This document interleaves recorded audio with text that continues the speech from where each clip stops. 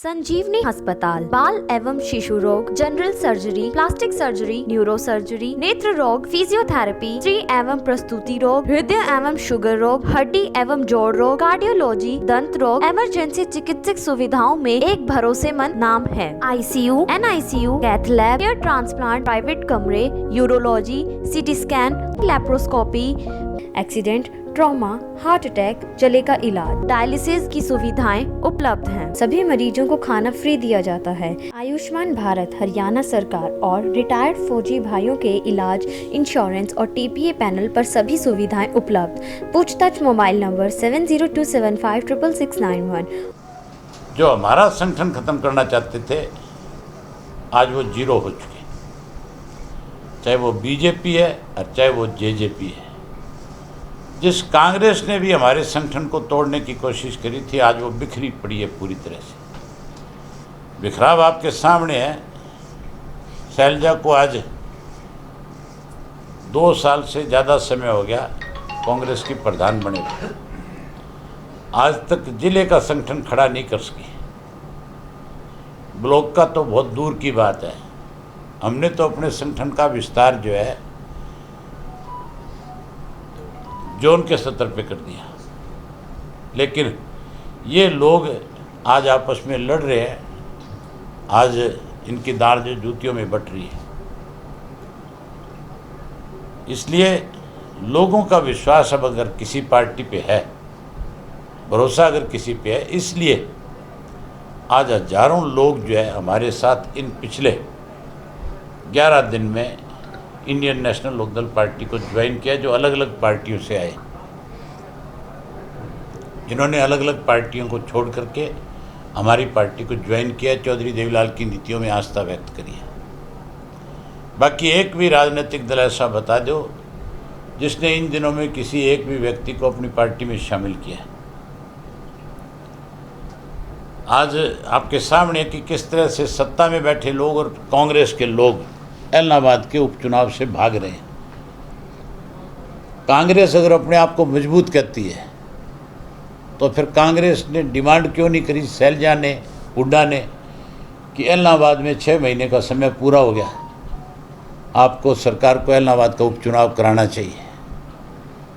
क्योंकि ये लोग आपस में मिले हुए हैं। बीजेपी और कांग्रेस जो है दोनों एक दूसरे के हाथों में खेल रही है। हुड्डा तो पूर्ण रूप से आज कांग्रेस की कठपुतली है, इसलिए इस तरह की डिमांड नहीं करते। उनको पता है कि अगर चुनाव हुआ इलाहाबाद का तो फिर तुम्हारा सफाया हो जाएगा, फिर तुम्हारी जो लोगों में अखबारों में जो झूठ बोल रखी है तुमने, उसका पर्दाफाश हो जाएगा। ना कांग्रेस की जमानत यहाँ बचेगी और ना बीजेपी जेजेपी यहाँ से कोई 5000 वोट भी ले सकेगी। इनका भी सुपड़ा साफ होगा। इसलिए मैदान छोड़ करके भाग रहे हैं। हम डिमांड करते हैं कि सरपंची के चुनाव अगर हो सकते हैं, अगर नगर पालिका नगर परिषद के हो सकते हैं, तो फिर इलाहाबाद का उपचुनाव क्यों नहीं हो सकता? क्या दिक्कत है उसमें? सरकार बताए और जल्दी सरकार जो है इसका नोटिफिकेशन करवाए इलेक्शन कमीशन से और इस चुनाव को कराए, ताकि इलाहाबाद की जनता जो है, इलाहाबाद के लोग जो हैं, उनके रुके हुए काम जो है उनका नुमाइंदा फिर से उसको आगे बढ़ा सके।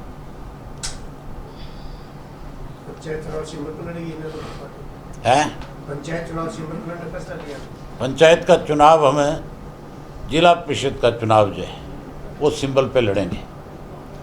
नगर पालिका नगर परिषद नगर निकाय इसका चुनाव भी हम सिंबल पे लड़ेंगे।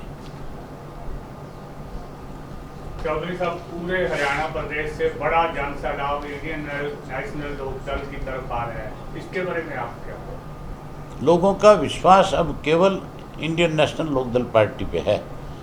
ये सारे के सारे राजनीतिक दल जो है इन्होंने झूठ का सहारा लेकर के कहीं अपनी ताकत बढ़ाने की कोशिश करी, जो आज सामने आ चुकी है। आज आपने देखा नहीं किस तरह से हजारों युवा मोटरसाइकिल का काफिला लेकर के इस जोश और उत्साह के साथ यहाँ से 10 किलोमीटर दूर गया हुआ था कि जैसे कोई आज चुनाव हो रहा हो और कल कोई मतदान होना है, कोई रैली निकल रही हो।